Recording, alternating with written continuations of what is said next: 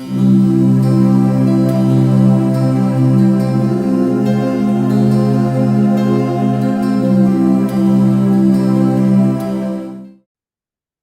and then it is the belief that when mom doesn't give us whatever we wanted, or when there is a dispute, in this case, Ada's mom leaves, and Ada believes my mother does not love me. But she believes my mother does not love me because of an incident that happens in the classroom, where we see the image of the doll that is in the mother's handbag, and it's the image that happens in the classroom, where the mother gives her reprimands her in front of the children in the classroom, and Adas is so hurt by this that she now has a belief system: my mother doesn't love me. And obviously this belief system carries on and on and on, and it just fuels her anger as she grows older. Yeah.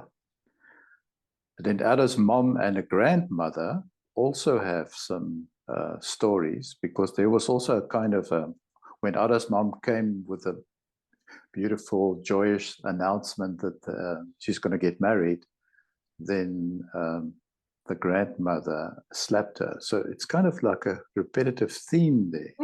That people get slapped willy-nilly for no real reason. So it's interesting how that repeats then with Ada as well. So the thing is that slapping is at a time where there's a huge sense of helplessness. And I think it's just an expression of that helplessness.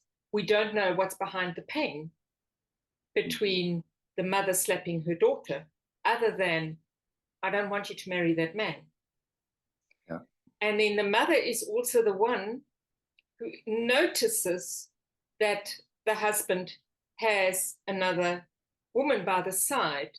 And obviously, the mother knew something that the grandmother knew something that we don't want to listen to when we are children. When our parents know something, we don't want to hear what they know. We don't want to know what is it that they are fearful of. And so there is already this difficulty that then is also between the mother and the grandmother. But Ada has a safe place to go to. She goes to the grandmother. And that is where she gets her support. And it is there that the grandmother encourages her and says, you have such tiny fingers, you'd be excellent at sewing up and becoming a doctor. So it is... And it's very interesting that it all happens there in the hospital as she waits for her mom, who's now in a coma. She opens the handbag and there's the little doll.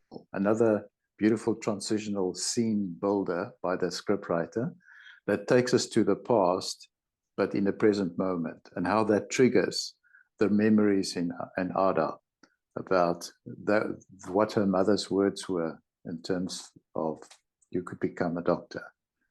Yeah, the grandmother encouraged. The grandmother, yeah.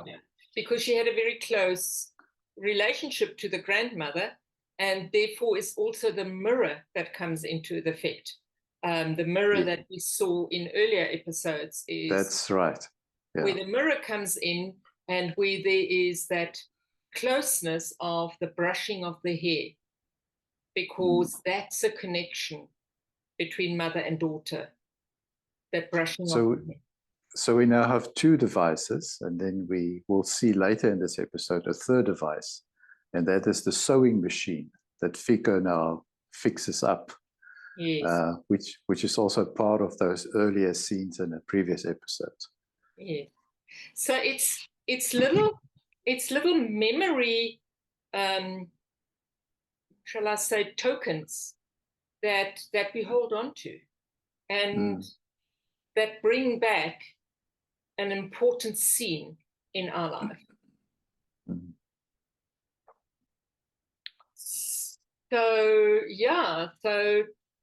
that's very poignant. And